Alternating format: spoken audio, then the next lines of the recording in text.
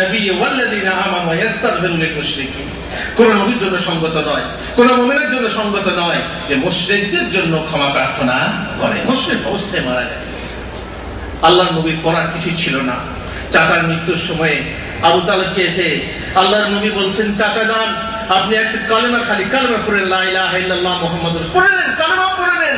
আমি এই এমন এক কালেমা যে কালেমার জন্য কাল কিয়ামতের দিনে হুজ্জত করব আল্লাহর কাছে যে আমার চাচা কালেমা পড়ে মারা গেছে। আর যে ব্যক্তি শেষ কথা লা ইলাহা ইল্লাল্লাহ হবে সে ব্যক্তি জান্নাতি। চাচা আবু তালেব কালেমা পড়েছিলেন, এর জন্য তিনি বেহেশতে যাবেন? নবীকে কত সাহায্য করেছিলেন। আল্লাহ নবীর চাচা হওয়া সত্ত্বেও বেহেশতে যেতে পারবেন? সাহায্য, ইসলামে সাহায্য করার সত্ত্বেও বেহেশতে যেতে পারবেন? কেননা মেইন চাবি নেই, সেটা কি লা ইলাহা ইল্লাল্লাহ। নবীর হাতে কিছু নেই। আপনারা জানেন, সবাইকে সম্বোধন করে বলছেন, মা ফাতেমা, এ বেটি ফাতেমা, দুনিয়ার বুকে আমার কাছে যা চাইবা চেয়ে নাও, আমি তোমার কালকে আমাদের দিনে তোমার কোনো উপকার করতে পারবো না। হুবু সাফিয়া, দুনিয়ার বুকে যা চাইবা চেয়ে নিন, আমি কিয়ামতে কোনো উপকার করতে পারবো না। হে কুরাইশ দল, দুনিয়ার বুকে যা চাইবা চেয়ে নাও, কিয়ামতে আমি তোমাদের কোনো উপকারে আসবো না। আল্লাহর নবীর হাতে কিছু নেই, তবুও মানুষ ভুল করে আল্লাহর নবীর কাছে সাহায্য চায়। এখন আপনি বলবেন, হুজুর কোরআনে তো আছে, ওয়ালাউ আন্নাহুম যালামু আনফুসাহুম জাউকা সুম্মা আস্তাগফিরুল্লাহ ওয়াস্তাগফারা লাহুমুর রাসূল লাওয়াজাদুল্লাহা তাওয়াবার রাহিমা। পাপ করে যদি তোমার কাছে আসে, তার জন্য আল্লাহর কাছে ক্ষমা চায় এবং তুমি তাদের জন্য ক্ষমা চাও, আল্লাহ ক্ষমা করে দেবেন, তাহলে তার কাছে যাওয়া চলবে। এটা ছিল তার জীবদ্দশায়, মরার পরে নয়। যেটা প্রথমে শর্ত ইসলাম তিনটে, তাই না? জীবিত থাকতে হবে, উপস্থিত থাকতে হবে, আর ক্ষমতা থাকতে হবে। আল্লাহ নবী সাহাবীরা যখন বৃষ্টি প্রার্থনা করতেন, তখন বৃষ্টি প্রার্থনা করার সময়ে আল্লাহ নবীকে সামনে রেখে দোয়া করতেন, আল্লাহ নবী বৃষ্টি হতো। আল্লাহ নবী ইন্তেকালের পর সেখানে ওই কবরের কাছে গিয়ে কেউ বলেননি, আল্লাহ নবীর কাছে গিয়ে কেউ বলেননি যে আল্লাহ নবী আপনি দোয়া করে দেন যেন আমাদের বৃষ্টি হয়। বরং কাকে নিয়ে দোয়া করেছেন? কাকে নিয়ে? আব্বাসকে নিয়ে। ওমর বলছেন যে হে আল্লাহ, আল্লাহর নবী বেঁচে থাকতে আমরা আল্লাহর নবীর মাধ্যমে, তার দোয়ার মাধ্যমে বৃষ্টি প্রার্থনা করেছি, তুমি আমাদেরকে বৃষ্টি দিয়েছো।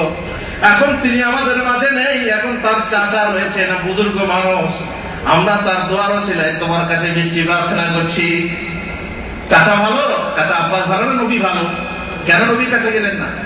যেহেতু যিনি এ থেকে নেই, চলে গেছেন। ওনারা আবার বলেন যে মরা বলা যাবে না, মৃত বলা যাবে না, পর্দা নিয়েছে বলতে হবে, বিশাল হয়েছে বলতে হবে, কারণ তারা জীবিত আছেন। এই কাগজে লেখা আছে যে এরা বলে যে আল্লাহ নবী জীবিত নেই, ওরা বলে আল্লাহ নবীর পর্দা নিয়েছে। ভাই বেয়াদবি। আল্লাহ তাআলা বলছেন ইন্নাকা মাইয়িত, আবু বকর বললেন মাইয়িত, সাহাবারা বলেছেন মাইয়িত, তো আমাদের মাইয়িত বলা বেয়াদবি হবে কেন?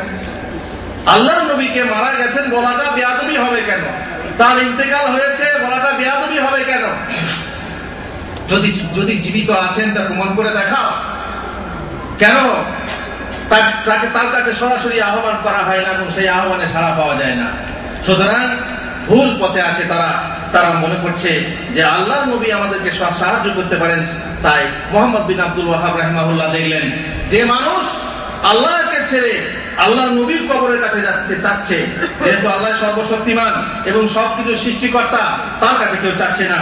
বাকি সকল সৃষ্টি নিজের অপরের অমঙ্গল দূরীকরণে অক্ষম, এই কথা তারা জানছে না। যেহেতু সালেহীন আউলিয়ার মহব্বত তাদের অনুসরণ করে প্রকাশ হয়, আল্লাহ নিজেদের মাঝে তাদেরকে ওসিলা বা মাধ্যম মেনে আল্লাহর পরিবর্তে তাদেরকে আহ্বান করে নয়। যেহেতু প্রত্যেক নবীর আহ্বান ছিল ওয়াবুদুল্লাহ আনি আবুদুল্লাহ ওয়াজতানিবুত তাগুত। সুতরাং যখন তিনি এইভাবে নিষেধ করতে লাগলেন, তখন শুরু হয়ে গেল বিরোধিতা। যারা বিরোধী ছিল, যারা এই বুঝলো না, তারা মুহাম্মদ বিন আব্দুল ওয়াহাবকে কাফের বলতে শুরু করে দিল। আমার মতের সঙ্গে মিলছে না, অতএব তুমি কাফের। কাফের বলল প্রধান কারণ কি ছিল? প্রধান কারণ ছিল যে তিনি নিজের এলাকাতে, আমি তাদেরকে সঙ্গে নিয়ে পরে বলছি, এটা আগে বলা হয়ে যাচ্ছে, যে গম্বুজ ভেঙে দিয়েছিলেন, কবরের উপরে গম্বুজ ভেঙে দিয়েছিলেন। আর 2 নম্বর হচ্ছে যে কোন আউলিয়াকে বা নবীকে ওসিলা বানিয়ে সুপারিশ কামনা বা দোয়া করা যাবে না, এই জন্য তাকে কাফের বলা হয়েছিল। অথচ আল্লাহর পক্ষ থেকে, মুহাম্মদ রাসূলুল্লাহ সাল্লাল্লাহু আলাইহি ওয়াসাল্লামের পক্ষ থেকে হযরত আলীকে পাঠানো হয়েছিল, আলা বাসুকা আলামা বাসানি আলাইহি রাসূলুল্লাহ সাল্লাল্লাহু আলাইহি ওয়াসাল্লাম আল্লাহ তাদা তিমসালান ইল্লা তামাসসা ওয়ালা কবরান মুশরিফান ইল্লা সাওয়াইতা। আলীকে পাঠিয়ে বলেছিলেন, যেখানেই দেখবেন মূর্তি ভেঙে ফেলো, আর যেখানে উঁচু কবর দেখবে সেখানে কি করো, বরাবর করে ফেলো। তাহলে যদি তিনি কুব্বা ভেঙে থাকেন, তিনি গম্বুজ ভেঙে থাকেন, কবরের উপরে বাড়ি, আল্লাহ নবী সাল্লাল্লাহু আলাইহি ওয়াসাল্লাম নিষেধ করেছেন কবরের উপরে ঘর বানাতে, সুতরাং তিনি যদি এটা করে থাকেন তাহলে তার অন্যায় কাজটা মুহাম্মদ বিন আব্দুল ওয়াহাবের অন্যায় কেন হবে? আল্লাহ তাআলা বলেছেন, ওয়া ইয়াকুলুনা মিন দুনিল্লাহি মা লা ইয়াদুররুহুম ওয়া লা ইয়ানফাউহুম ওয়া ইয়াকুলুন হাউলাই শুফাআউনা ইনদাল্লাহ। যারা মূর্তি পূজা করে, তারা মূর্তির পূজা কেন করে? দুটো কারণে। এক নম্বর কারণ হলো যে এরা কাল কিয়ামতের দিনে আমাদের জন্য সুপারিশ করবে, আর দ্বিতীয় কারণ হলো এরা কাল কিয়ামতের দিনে আমাদেরকে আল্লাহর নৈকট্য দান করবে। এই দুটো কারণে পূজা করে। আর তোমরাও যদি বলো যে আমরা এখানে আল্লাহ নবীকে এই জন্য আহ্বান করছি, অমুক ওলিকে এই জন্য আহ্বান করছি, অমুক সাহাবীকে এই জন্য আহ্বান করছি যে উনি সুপারিশ করবেন আল্লাহর কাছে, দুটোকে এক জিনিস না? দুটোকে এক জিনিস না? দুটোই এক জিনিস। আল্লাহ নবী সাল্লাল্লাহু আলাইহি ওয়াসাল্লাম জিহাদ করেছেন কিসের জন্য? তাওহীদুল উলুহিয়ার জন্য। সেই তাওহীদুল উলুহিয়া ছিল এমন, সেই যুগে মানুষেরা, লোকেরা তাওহীদুর রুবুবিয়্যাহ মানতো, কিন্তু তাওহীদুল উলুহিয়া মানতো না। আর তাওহীদুল উলুহিয়া মানার ব্যাপারে তাদের সাথে বর্তমানের মুশরিকদের বিশাল পার্থক্য আছে। কি পার্থক্য জানেন আপনারা? আল্লাহর নবীর যুগে মুশরিকরা বেশি খারাপ না আমাদের বর্তমান যুগের মুশরিকরা বেশি খারাপ? কেন? কেন? আল্লাহর নবী সাল্লাল্লাহু আলাইহি ওয়াসাল্লামের যুগে মুশরিকরা যখন বেশি বিপদে পড়তো তখন খালি আল্লাহকে ডাকতো। হ্যাঁ, কেবল আল্লাহকে ডাকতো। জানতো যে এই সময়ে আল্লাহ ছাড়া কেউ উদ্ধারকর্তা নেই। আর আমাদের বর্তমান যুগের মুশরিকরা, হ্যাঁ, আর যখনই বড় বিপদ থেকে উদ্ধার পেত তখনই তারা গিয়ে আবার শিরক শুরু করতে। বর্তমান যুগের মুশরিকরা বড় বিপদেও গায়রুল্লাহকে ডাকে, আর খুশির সময়ও গায়রুল্লাহকে ডাকে। এই পার্থক্য। এরা হচ্ছে বড় মুশরিক। সুতরাং আল্লাহ তাআলা যেখানে বললেন যে এই ধরনের সুপারিশ চাওয়া, মনে করা, এটা হচ্ছে শিরক, চলবে না। সেটা যদি মুহাম্মদ বিন আব্দুল ওয়াহাব বলে প্রচার করেন তার দোষ হবে কেন? বাতিলপন্থী তাওহীদি দাওয়াতের গুরুভার শায়েখ গ্রহণ করেছিলেন, তার বিরুদ্ধে বিদাতীরা প্রতিবন্ধক হয়ে দাঁড়ালো। অবশ্যই এটা আশ্চর্যের কিছু নয়, যেহেতু তাওহীদের দুশমনরা রাসূল সাল্লাল্লাহু আলাইহি ওয়াসাল্লামের যুগে দাওয়াতের বিরোধিতা করেছিল, আল্লাহ রাসূলের বিরুদ্ধেও লোকে দাঁড়িয়েছিল, তাই না? আজাআলাল আলিহাতা ইলাহান ওয়াহিদা ইন্না হাযা লাশাইউন উজাব। যখন তিনি বলেছিলেন যে তোমরা আল্লাহ ছাড়া অন্যের ইবাদত করো না, তখন লোকেরা আশ্চর্য হয়ে বলেছিল, আরে সব ইলাহকে মিলিয়ে একটা ইলাহ বানিয়ে দিল, এটা তো বড় আশ্চর্যের কথা। অতএব তার প্রতিও লোকেরা বলতে লাগলো, শত্রুরা তার বিরুদ্ধে দ্বন্দ্ব বিগ্রহ শুরু করে দিল, তার প্রসঙ্গে মিথ্যা অপবাদ প্রচার করতে লাগলো, তাকে হত্যা করা করে তার ওই দাওয়াত হতে নিষ্কৃতি লাভের জন্য ষড়যন্ত্র করতে লাগলো। আসলে মুহাম্মদ বিন আব্দুল ওয়াহাব রাহিমাহুল্লাহ হরাইমালা পড়াশোনা শেষ করে হরাইমালাতে এলেন, যেখানে তার আব্বা কাজী ছিলেন হরাইমালাতে। হরাইমালা আপনারা জানেন রিয়াদের পাশে শহর। সেখানে হরাইমালাতে কিছুদিন থাকার পর তার সেখান থেকে আবার পুনরায় ওয়াইনাতে ফিরে গেলেন। ওয়াইনা যে জন্মস্থান, ওয়াইনাতে ফিরে গেলেন। সেখানে থাকতে থাকতে সেখানকার যখন দাওয়াত প্রচার করতে লাগলেন, তখন সেখানকার আমির ভয় করলেন আহসা আমিরকে। আহসা আমির ছিল, ইমারত ছিল ওই তুর্কির আন্ডারে, তখন তুর্কির রাজত্ব চলতো। সেখান থেকে আহসান আমির হুমকি দিল, যদি তুমি মুহাম্মদ বিন আব্দুল ওয়াহাবকে না রোখো, তাহলে এই দাওয়াতকে না রোখো, তাহলে পরে তোমার সমস্ত সাহায্য সহযোগিতা বন্ধ করে দেওয়া হবে।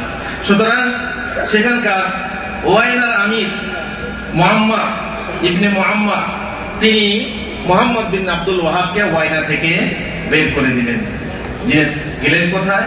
দিরইয়া নামক এক শহরে। এটাও ওই আশেপাশে একটা শহর। সেই দিরইয়া শহরে গেলেন। সেখানে গিয়ে সেখানকার আমিরের সাথে যোগাযোগ করে মুহাম্মদ বিন সৌদ তার স্ত্রীর সঙ্গে যোগাযোগ করে কিছু লোকের মাধ্যমে, ভালো লোকের মাধ্যমে মুহাম্মদ বিন সৌদ স্ত্রীর কাছে গিয়ে সুপারিশ করে বললেন যে আপনি আপনার স্বামীকে বোঝান, ইনি একজন ভালো লোক, ইনি ভালো দাওয়াতের কাজ ইত্যাদি শিরক বিদআত দূরীভূত করতে চান, এই বলে বুঝিয়ে তিনি তার স্বামীকে বুঝালে মুহাম্মদ বিন সৌদ তাকে সাহায্য সহযোগিতা করার আশ্বাস দিলে মুহাম্মদ বিন আব্দুল ওয়াহাব রাহিমাহুল্লাহ নিজের দাওয়াতের কাজ শুরু করে দিলেন। আর তখনই কিছু কুব্বা, গম্বুজ, তারপরে যেখানে শিরক হতো সেই সমস্ত গাছ কেটে ফেললেন, যে সমস্ত গাছের কাছে গিয়ে শিরক করা হতো। আল্লাহ তার হিফাজত করলেন এবং তার জন্য এক সহায়ক নিযুক্ত করে দিলেন, যার ফলে হিজাজ ও অন্যান্য মুসলিম দেশে তৌহিদি দাওয়াত প্রচার ও প্রসার লাভ করলো। কিন্তু আর অবধি কিছু লোক সেই মিথ্যা অপবাদ প্রচার করতে ব্যস্ত। ওরা বলে তিনি পঞ্চম আরো এক নতুন মযহাব প্রবর্তন করেছেন, অথচ তার মযহাব হলো হাম্বলি।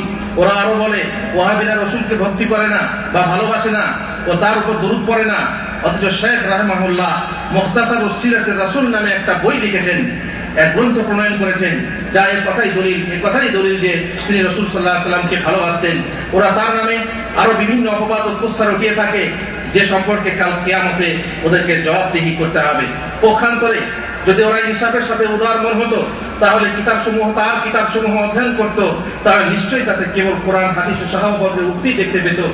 একজন আলেম বলেন যে তার দাসে লোকেদেরকে ওয়াহাবি সম্পর্কে সাবধান করতো, যেমন এখনো বলে থাকে ওয়াহাবিদের বই পড়ো না, ওয়াহাবিদের কাছে বসো না, ওয়াহাবিদের জালসায় যেও না, এরকম সবসময় সতর্ক করতো।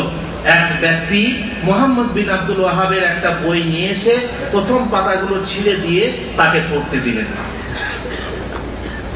তারপরে দু একদিন পরে বললেন, আপনি বইটা পড়েছেন? হ্যাঁ, বইটা খুব চমৎকার বই, তো খালি কোরআন হাদিসের কথা ছাড়া অন্য কিছুই নেই। তো বলছেন, আপনি এতদিন যে লোক সম্পর্কে সতর্ক করছিলেন সেই মুহাম্মদ বিন আব্দুল ওয়াহাবের এই বই। বলে সুবহানাল্লাহ, তারা তো আমরা ভুল করেছি। এতদিন হ্যারিকেন নিয়ে দেখি নাই যে জামাইকে মারছি না চোর মারছি।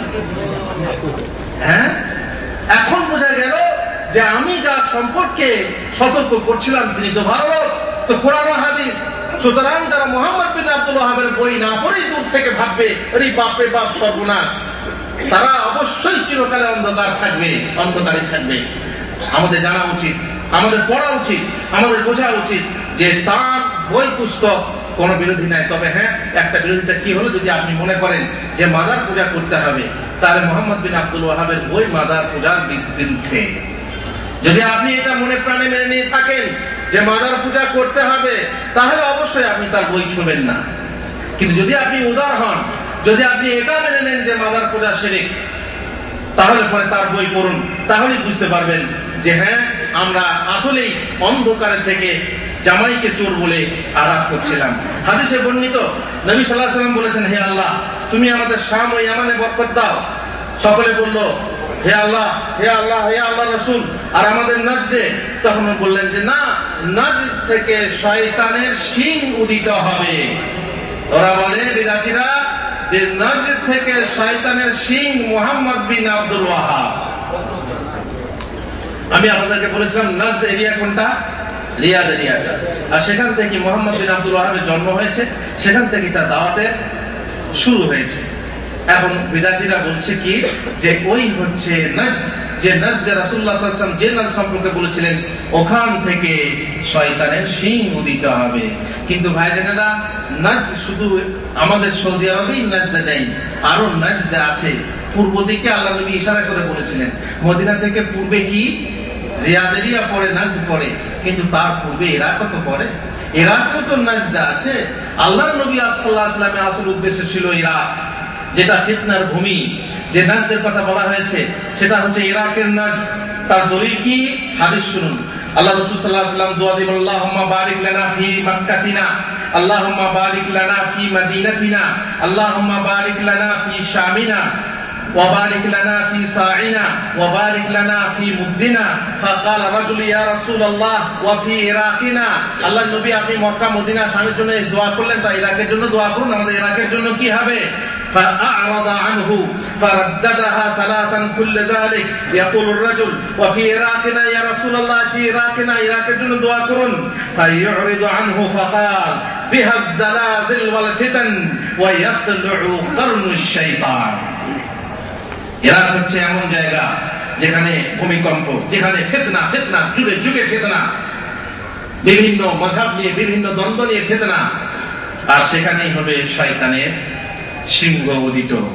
আর অন্য এক বর্ণনায় আছে অফি নাজদিনা মাকানা ইরাকিনা, এই নাজদিনা শব্দ নিয়ে ইরাকের জায়গায় যে নাজদ শব্দ আছে সেই শব্দ নিয়ে ওরা মনে করে কি যে রিয়াজের যে নাজদ, সৌদি আরবের যে নাজদ সেটাই হচ্ছে উদ্দেশ্য, অথচ হাদিসের উদ্দেশ্য হচ্ছে ইরাকের নাজদ। সুতরাং এখান থেকে আমরা বুঝতে পারলাম যে যারা এই ওখান থেকে শয়তানের সিংহ উদিত হবে মনে করে যে ফিতনা হলো, আল্লাহ নবী সাল্লাল্লাহু আলাইহি ওয়াসাল্লাম ইঙ্গিত দিয়ে গেছিলেন যে মুহাম্মদ বিন আব্দুল ওয়াহাব নামে একজন ফিতনা সৃষ্টি হবে, এই কথা ঠিক নয়, ভুল। ন্যায়পরায়ণ উলামাগণ উল্লেখ করেন যে শেখ মুহাম্মদ বিন আব্দুল ওয়াহাব হলেন হিজরি দ্বাদশ শতাব্দীর মুজাদ্দিদ, ইসলামী সংস্কারক মুজাদ্দিদ। অনেকে তার প্রসঙ্গে বহু বই পুস্তক রচনা করেছে।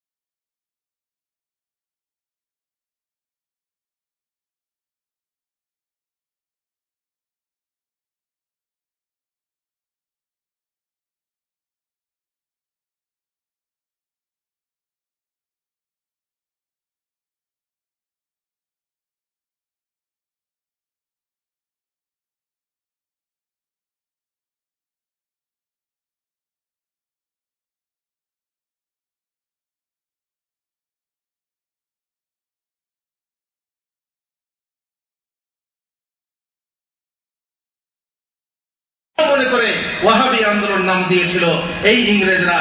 ওই আকীদায় কি ছিল তাদের বিরুদ্ধে সমস্ত মুসলিমকে ঐক্যবদ্ধ করতে শুরু করেছিল তারা।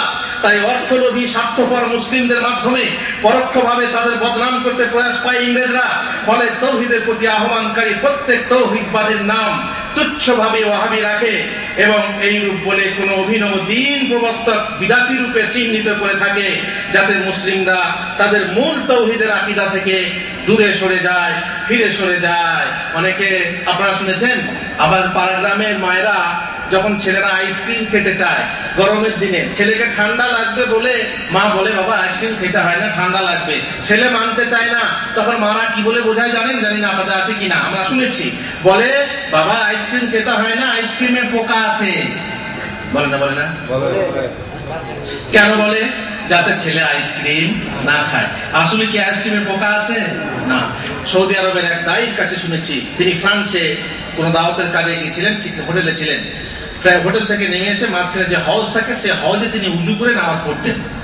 উনি বলছেন যে উজু করে যেমনি আমি উঠে যেতাম, প্রায় লক্ষ্য করতাম একটা ছোট বাচ্চা এসে আমার উজু করা পানি, গড়িয়ে যাওয়া পানি দিয়ে যেন কি যেন খুঁজে দেখত। তো হঠাৎ করে আমি একদিন জিজ্ঞেস করলাম যে বাচ্চা তুমি, আমি উজু করে গেলি, তুই আমার পানিতে কি দেখো? বলছে আমি শুনেছি আমার মা বাবা বলে যে মুসলমানরা যখন উজু করে উঠে যায় তো পোকা ঝরে পড়ে, পোকা থাকে, পোকা কিলবিল করে। তাই আমি দেখছি কোথায় পোকা আছে। কারণটা কি বলুন তো? মুসলমানদের বিরুদ্ধে এমন বদনাম সৃষ্টি করে মানুষকে কি করা হচ্ছে। আমি একদিন আমাদের বাস স্ট্যান্ডে বসে আছি, ছোট্ট বাচ্চা, মুসলিম বাচ্চা এসে বলছে আদৌ তুমি মদিনায় থাকো? হ্যাঁ মদিনায় থাকি। শুনেছি ওখানে আমাদের শিবলিঙ্গ আছে। বললাম শিবলিঙ্গ আছে মানে? বলে হ্যাঁ ওই যে মক্কা না কি বলে ওখানে শিবলিঙ্গ আছে। ও আমি তখন বুঝলাম যে মক্কায় শিবলিঙ্গ আছে মানে হলো কি, হ্যাঁ ওই হাজরে আসওয়াদকে ওরা শিবলিঙ্গ মনে করছে। বুঝতে পারছেন? আপোষে প্রচার করে খালি অপরের প্রতি ঘৃণা সৃষ্টি করা, আপোষে প্রচার করে অপরের প্রতি ঘৃণা সৃষ্টি করা। এখনই বহু সৌদি আরব থেকে হাজিরা হজ করে গেছেন, যখন লোকেরা জিজ্ঞেস করে সৌদি আরব থেকে কি দেখে এলাম, তো ওয়াহাবি দেশ। হ্যাঁ ওখানে দেখে এলাম বাবা মুয়াজ্জিনে আযান দিচ্ছে সিগারেট ফেলে দিয়ে। আল্লাহর কসম, আমার কাছে 2 লোক এসেছে সেই গ্রাম থেকে, 2 লোক এসে বলছে হুজুর আপনি তো মদিনায় থাকেন, এই কথা কি ঠিক? ওয়াহাবিরা যখন আযান দেয়, হারাম শরীফে যখন আযান দেয় তখন সিগারেট ফেলে আযান দেয়? আমি বলছি তো অবাক কাণ্ড, ওয়াহাবিদের বদনাম করার জন্য বলতে সিগারেট ফেলে দিয়ে আযান দেয়। আমার মাথা ঘুরে গেছে। আমি দেখলাম নিশ্চয়ই কথা যা রটে তার কিছু না কিছু বটে, ব্যাপার কিছু আছে না। হ্যাঁ ঠিক ঠিক ঠিক। ওরা আসলে যখন আযান দেয় তার আগে ধোঁয়া উঠতে দেখেছে, সিগারেট ফেলতে দেখেনি, ধোঁয়া উঠতে দেখে মনে করেছে কি সিগারেট ফেলে। বাবার কালে ওদের ঘরে ওদের দেশে তো এরকম ধোঁয়া হয় না, বুঝতে পেরেছেন ধোঁয়া কিসে? হ্যাঁ, ওই যে আমাদের দেশে ভগবানের ধোঁয়া, আর সৌদিরা কি করে সেন্ট, ওদের সেন্ট হচ্ছে কি বখুর, আগুনে দিয়ে বখুর দেয়, তাই না? মুয়াজ্জিন এইভাবে বখুর টখুর নিয়ে বখুরটাকে রেখে আজান দেয়। ও বেচারি লক্ষ্য করেছে ওই ফাঁক থেকে হ্যাঁ ধুঁয়ো উঠছে, তার মানে সিগারেট খেয়ে হ্যাঁ আজান দিচ্ছে। আর বিশ্বাস করবেন কিছু বেওকুফ বলে, আরে ওয়াহাবিরা বলে কবরের মাজার কি বলে কবরের চাদর চড়াতে হয় না। আমি নিজের চোখে দেখে এলাম আল্লাহর নবীর কবরে চাদর চড়ানো আছে। দেখেছেন আপনি আল্লাহর নবীর কবরে চাদর? দেখেননি জানলা ফাঁক দিয়ে? হ্যাঁ, ওটা চাদর নয়, ওই যে বড় ফাঁক দিয়ে তাকালে কি দেখা যায়? চাদর তো দেখা যায়, কিন্তু ওটা কি কবরের উপরে চাদর না দেওয়ালের চাদর? ওই দেওয়ালের ভিতরে কবর আছে, সে কবরে কিচ্ছু নেই বরাবর। কিন্তু বর্তমানে ইন্টারনেটে দেখবেন, যারা ইন্টারনেট ব্যবহার করুন তারা শুনুন, ইন্টারনেট কিন্তু ভালো জিনিস না সর্বক্ষেত্রে। যদি আল্লাহর নবীর কবর বলে গুগলে সার্চ করেন, আল্লাহর নবীর কবর বেরিয়ে আসবে একদম চাদর চড়ানো এইভাবে ঢাকা। সেটা হচ্ছে রুমির কবর, কবি রুমির কবর, সেটাকে আল্লাহর নবীর কবর বলে প্রচার করছে বিদাতিরা। সাবধান ইন্টারনেটওয়ালারা, আল্লাহর নবীর কবরে চাদর চড়ানো নেই, সেখানে গিয়ে প্রচার করছে ওয়াহাবিরা চাদর চড়াতে মানা করে। আমি তো দেখলাম আল্লাহর নবীর কবরে চাদর চড়ানো আছে। আমি বললাম মিথ্যা, আল্লাহর নবীর কবরে চাদর চড়ানো নেই। তোমরা যে জানলা দিয়ে দেখেছো ওটা হচ্ছে আল্লাহর নবীর ঘরের দেওয়া, ঘরের ভিতরে কবর। কবর কেউ দেখতে পায় না, কোন হাজিতে দেখতে পায় না। অবশ্য কোন কোন হাজির সাথে আল্লাহর নবী মুসাফা করেন, সেটা আলাদা কথা। আল্লাহর নবীর কবর কেউ দেখতে পায় না, চাদর তো চড়ানো। বিদাতিরা একথাও বলে, ওয়াহাবিরা বলে কিয়াম করতে নেই, কিয়াম করা বিদাত। কিয়াম করা মানে ইয়া নবী দাঁড়িয়ে কিয়াম করা, মানে কিয়াম করা বিদাত। আমি নিজের চোখে দাঁড়িয়ে এলাম, দেখে এলাম সেখানে কিয়াম হচ্ছে, আল্লাহর নবীর মাজারের সামনে কিয়াম হচ্ছে। দেখলেন দাঁড়িয়ে যে দোল পড়া হয় না, সেটাকে এরা কিয়াম বলছে। যখন দাঁড়িয়ে দোল পড়া হয়, তো এখানে দোল পড়া হবে না কেন? শুধু ওয়াহাবিদের বিরুদ্ধে এমন এমন প্রচার যে অবাক হয়ে যাবে না। একজন বলছে হুজুর হজ করতে গিয়ে ওখানকার লোকেরা তো টিকি রাখে, টিকি জানেন তো টিকি কাকে বলে? ওই যে হিন্দুরা রাখে, বলছে ওরা ওখানকার লোকেরা টিকি রাখে। টিকি রাখে কেন? তো বলছে আমি এই চোখে দেখেছি টিকি। আমার টিকি নয় রে ভাই, ওটা টিকি নয়। হাজিদেরকে দেখেছ, অনেক লোকে তামাত্তু হজ করে, অবশ্য তারা বেকুব, তারা জাহেল বলে এরকম করে। তারা ভাবে কি যে এখন যদি পুরোটা উমরা করার পর পুরোটা নেড়া করে দিই, তো হজের পরে আবার কি করে নেড়া করবো, এইখানে রেখে দেয় পরে, অনেক জাহেল করে। হ্যাঁ, এইখানটা রেখে দেয় যে হজের পরে নেড়া করবো, এরকম ঠিক না, পুরোটাই নেড়া করতে হয়। এই হয়তো কেউ কেউ দেখেছে, দেখে বলছে টিকি রেখেছে, শুধু বদনাম করার জন্য। ওই মায়ের মতো আইসক্রিম খাস না বাবা, আইসক্রিম খেলে আইসক্রিমে পোকা আছে। এক ছেলে মানলো না, শেষকালে আইসক্রিম কিনেই দিল। আম্মু আম্মু তুমি যে বলছিলে আইসক্রিমে পোকা আছে, পোকা তো নেই বাবা, কেরোসিন তেলে দিলে দেখা যায়। মানে কথাটা আমি মিথ্যা বলিনি। আর আইসক্রিমটা কেরোসিন তেলে দাও, তাকে দেখতে পাবে। এখন বেচারি খাবে না, কেরোসিন তেলে দেবে। বদনাম করাটা সীমা আছে, মানুষ বদনাম করার সীমা আছে। এইভাবে বদনাম করে করে ছোট করছে ওয়াহাবিদেরকে। যাই হোক, অর্থলোভী এই মুসলিমদের মাধ্যমে পরোক্ষভাবে তাদের বদনাম করতে প্রয়াস পায়। ফলে তৌহিদের প্রতি আহ্বানকারী প্রত্যেক তৌহিদবাদীর নাম তুচ্ছভাবে ওয়াহাবি রাখা হয়, যাতে মুসলিমরা তাদের মূল তৌহিদের আকীদা থেকে ফিরে আসে, যে আকীদা তাদেরকে কেবল এক আল্লাহকে ডাকার প্রতি আহ্বান করে।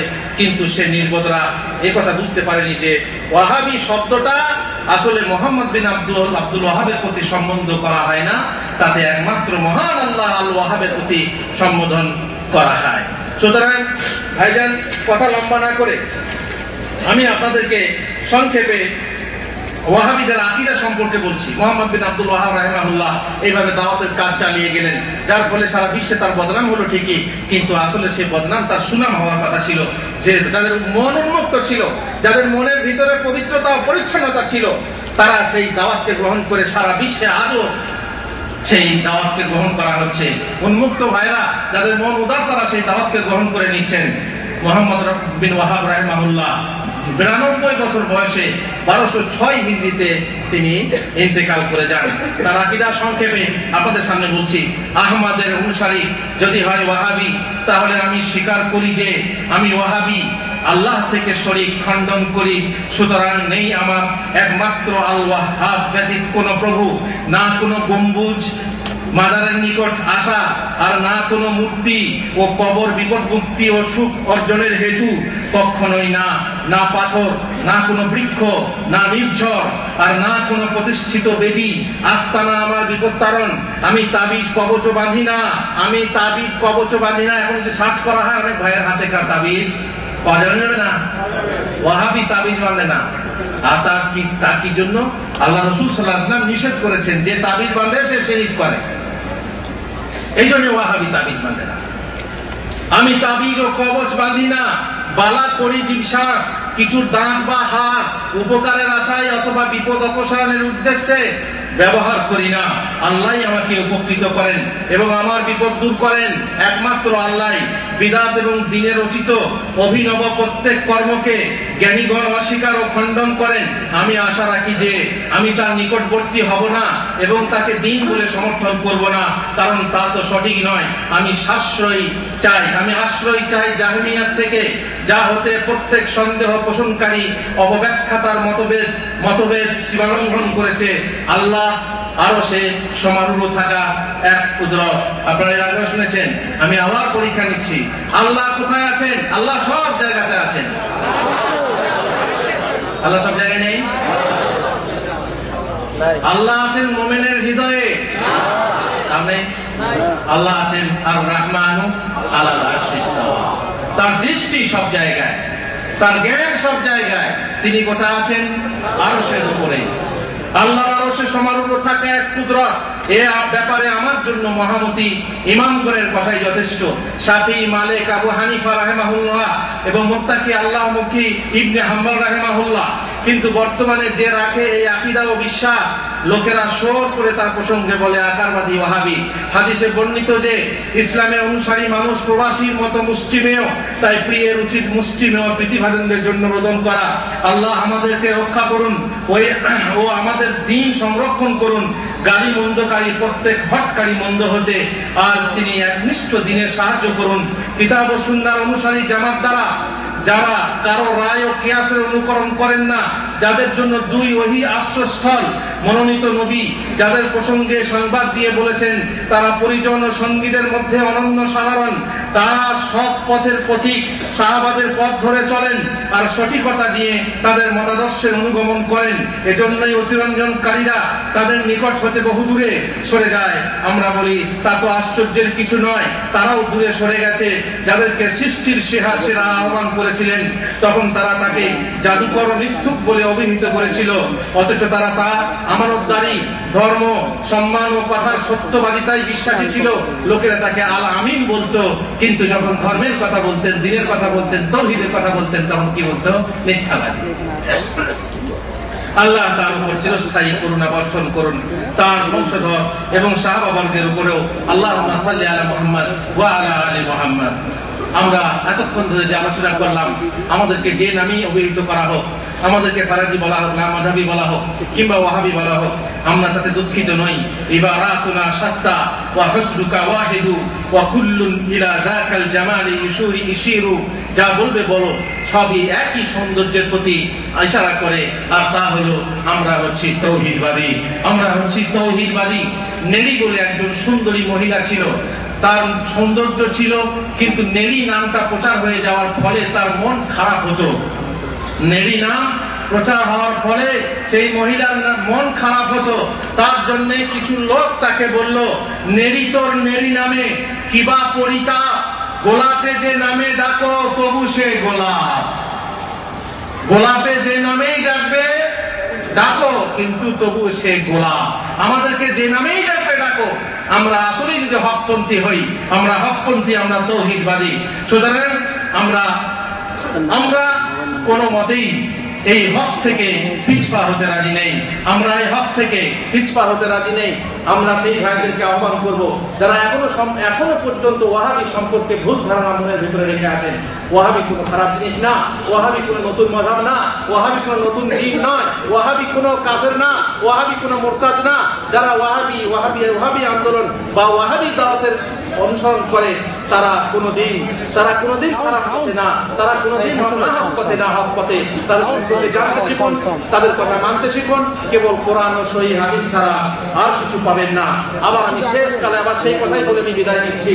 নেড়ি তোর নেড়ি নামে কিবা পরিতাপ, গোলাপে যে নামে ডাকে তবু সে গোলাপ। আল্লাহ তাআলা আমাদেরকে গোলাপ হওয়ার তৌফিক দেন। আল্লাহুম্মা আমিন ওয়া সাল্লাল্লাহু আলা নবিয়িনা মুহাম্মদ ওয়া আলা আলিহি ওয়া সাহবিহি আজমাইন।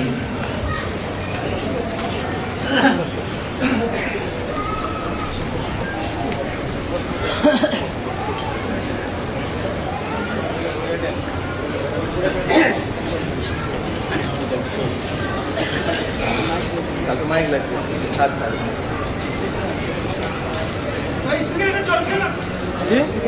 মাইক আজকে ভালো নেই, গলার অবস্থা মাইক ক্যাপচার নেই, মাইক আজকে ভালো নেই।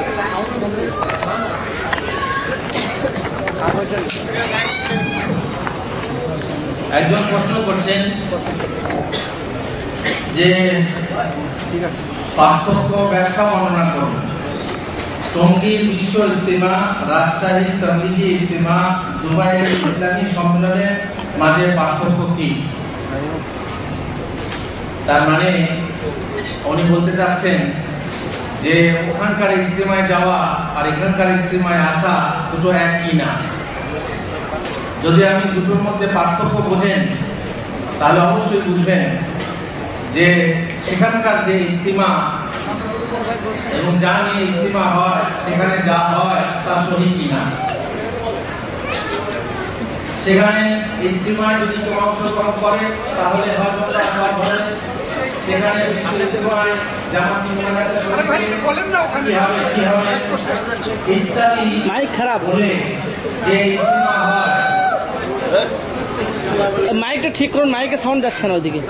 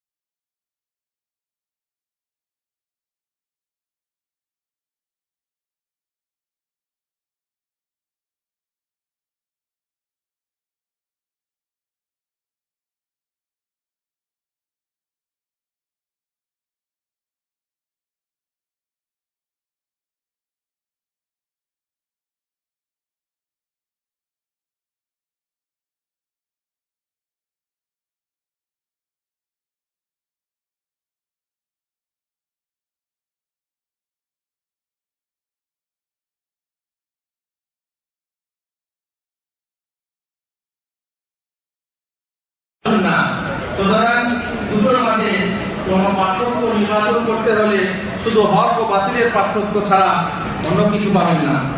রাসূল সাল্লাল্লাহু আলাইহি ওয়াসাল্লাম জীবিত অবস্থায় দোয়া করেছেন, মৃত্যুর পরে দোয়া করা বন্ধ হয়ে গেছে।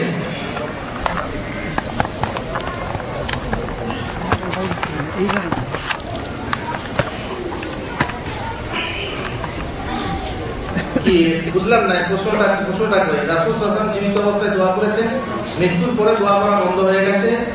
সূরা ও আয়াত নম্বর, হ্যাঁ এটা আছে সূরা নিসাতে। আয়াত নম্বরটা মুখস্থ নেই, সূরা নিসাতে আছে। সূরা নিসা শুরুর দিকে পড়লে আপনি পাবেন ওয়ালাউ আন্নাহুম ইযযালামু আনফুসাহুম জাউকা। এইভাবে যদি আল্লাহ বলছেন, যদি ওরা নিজেদের উপরে অত্যাচার করে তোমার কাছে এসে আল্লাহর কাছে ক্ষমা চাইতো এবং রাসূল তাদের জন্য ক্ষমা চাইতো, তাহলে আল্লাহ তাদেরকে ক্ষমা করতেন। এটা সূরা নিসাতে আছে। সেটা রাসূল সাল্লাল্লাহু আলাইহি ওয়াসাল্লামের জীবনে, এটা রাসূল সাল্লাল্লাহু আলাইহি ওয়াসাল্লামের জীবনে।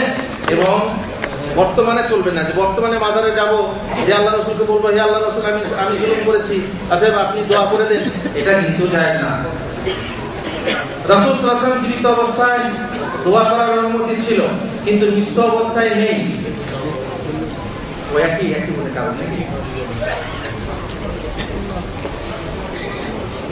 ইন্নাকা আনতাল ওয়াহাব আছে সূরা মাইদাতে সম্ভবত, সূরা আলে ইমরানে ইন্নাকা আনতাল ওয়াহাব আছে।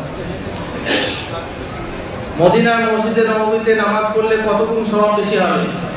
মদিনার মসজিদে একটা সহিহ হাদিসে আছে 50,000, একটা সহিহ হাদিসে আছে যে মক্কার অর্ধেক, কিন্তু সেটা সহিহ হাদিসে আছে, যেটা দেখবেন মদিনার মসজিদে আসল মসজিদের সামনেই লেখা আছে কি সালাতু ফি মসজিদি হাযা তা'দিলু আলফ সালাত, তার মানে 1000 গুণ থেকেও বেশি সওয়াব হয় মদিনার মসজিদে নামাজ পড়লে।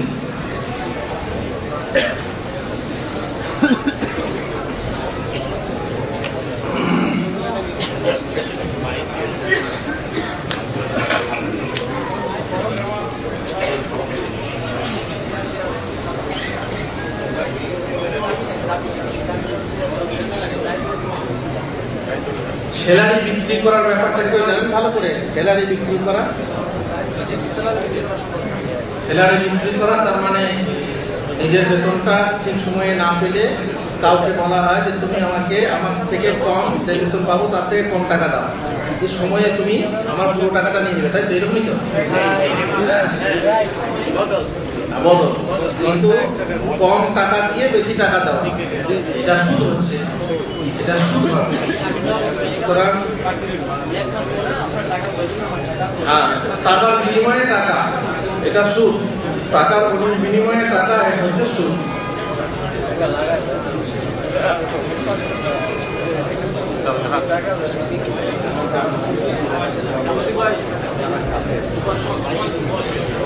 সাউন্ড নাই, এমনি ছবি দেখা যাচ্ছে।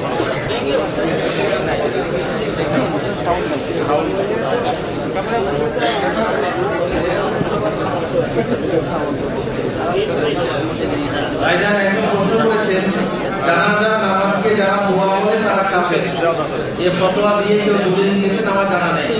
আপনাকে কাফের বলা উচিত না। জানাজার নামাজকে যারা দোয়া বলে তাদের কেউ কাফের হয়ে যাবে।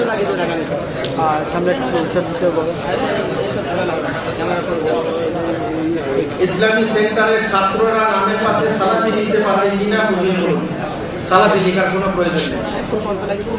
কারোর সাথে নামের সাথে এইভাবে সালাফি লেখার কোনো প্রয়োজন নেই, বরং অনেক সময় তাজকিয়াতুন নাফস হয়ে যাবে। আপনি দেখে জাহির করছেন যে আমি সালাফি না। তবে যদি কেউ সালাফি হন, যেমন আমরা মদিনা থেকে পড়াশোনা করেছি বলে আমাদেরকে মাদানি বলা হয়, ফাইজান থেকে পড়েছি বলে আমাদেরকে ফাইজি বলা হয়, ঠিক আছে? ভারতের একটা ইউনিভার্সিটি আছে যেটাকে আল জামিয়াতুস সালাফিয়া বলা হয়, সেখান থেকে যারা পাস করে আসেন তাদেরকে বলা হয় সালাফি। সে কথা আলাদা। শুধু পরিচয়ের জন্য যে কোথা থেকে পাস করে এসেছেন এই পরিচয় জানার জন্য যদি কাউকে মক্কি, মাদানি, সালাফি বলা হয় তাহলে সমস্যা নেই, কিন্তু সালাফি আকীদা গ্রহণ করার জন্য নিজেকে সালাফি বলে পরিচয় দেওয়া ঠিক না। কিন্তু যখন কেউ প্রশ্ন করবে যে আপনি কোন আকীদা, তখন আপনি কি বলবেন? ইনশাআল্লাহ আমি সালাফি, ইনশাআল্লাহ আমি সালাফি। আজকে প্রশ্ন আমাদের কি ব্যাপার? আপনাদের কারোর কাছে কোনো প্রশ্ন নেই? একটা প্রশ্ন রিপিট করতে চাচ্ছি, এখানে মৌখিক বলতে যাচ্ছি। প্রশ্নটা হচ্ছে, আপনি বলেছিলেন যে হক এবং বেদাতের ইস্তেমার মধ্যে যেটা, আর একটু বিস্তারিত জানতে চাই। কোনো ব্যক্তি যদি তার সংসারের কাজকর্ম ফেলে সেটাকে একত্রিত এক সাইডে করে সে তাবলীগি ইস্তেমায় যায়, ওখানে তার বড় ভাই বা বাবা অথবা কোনো সন্তান যদি এখানে সৌদি আরবে তার ডিউটি বা কোনো কিছুকে স্পেস করে দাওয়াত সেন্টারে আসে, কোনটা বেশি গ্রহণযোগ্য? ওখানে সংসারকে ফেলে রেখে ওখানে যাওয়া নাকি এখানে আসা, কোনটা গ্রহণযোগ্য? দেখেন, ছেলে সংসার ফেলে এসে কোনো দাওয়াতে, হকের দাওয়াতে এবং বাতিলের দাওয়াতেও যাওয়া এইভাবে ঠিক না। বুঝতে পেরেছেন? একমাত্র যদি ফরজ হয় তাহলে আলাদা কথা, জিহাদ হলে তখন ছেলে সন্তান ফেলে দিয়ে চলে যায়। কিন্তু এইভাবে দাওয়াতি কাজে ছেলে সন্তান ফেলে দিয়ে আল্লাহর উপরে ভরসা করে, ওই যে বলে না যে আল্লাহর উপরে ভরসা, তোমার ছেলেকে কে খাওয়াবে বলে আল্লাহ খাওয়াবে, তোমার প্রাণ থেকে তুমি বলে আল্লাহ করবে, এই ছেলেকে যদি কেউ যায় দিয়ে, এটাই হচ্ছে আমাদের মানে অভিযোগ। এই শ্রেণী ইস্তেমা বলুন কিংবা চিল্লা বলুন, এইগুলোতেই মানুষের ক্ষতি করছে। সুতরাং ওই ইস্তেমার এখানে যদি কেউ ডুয়েল সেন্টারের ইস্তেমাতে এসেছে যে ডিউটি কামাই করে, তাহলে অন্যায় করেছে। যেটা ফরজ সেটা আগে, ডিউটি পালন করা ফরজ। দোকান বন্ধ করে দিয়ে, তবে নিজের হলে কোনো ব্যাপারই না। যদি কাপিলের দোকান বন্ধ করে দিয়ে, তার কাপিলের কাজ বন্ধ করে দিয়ে আপনি এখানে এসেছেন, তো অন্যায় করেছেন। কাপিলের অনুমতি ছাড়া এই সমস্ত ইস্তেমাতে আসা আলোচনা যায়।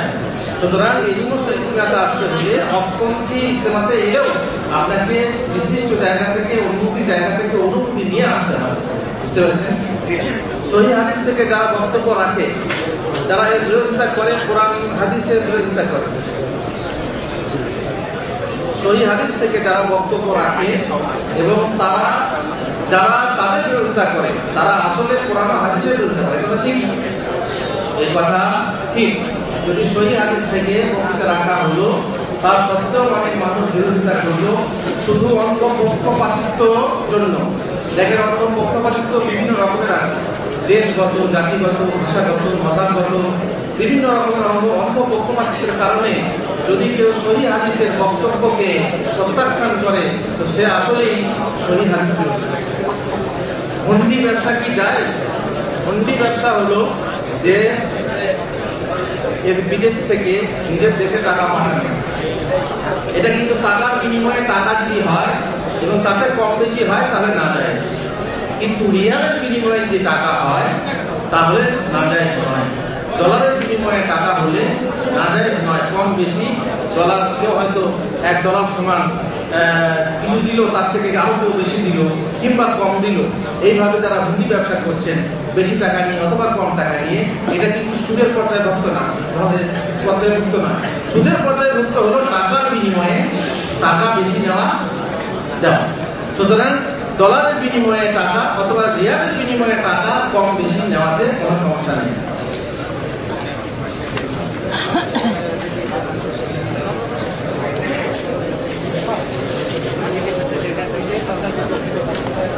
তাহলে এই পর্যন্তই আপনাদের কাছ থেকে ক্ষমা এবং আপনাদের কাছ থেকে দোয়া চাই। কবরস্থানে নামাজ পড়া যায় কি না যায়? আপনারা জানেন কবরস্থানে নামাজ পড়া যায় না যায়? মহিলাদের উপরে এবং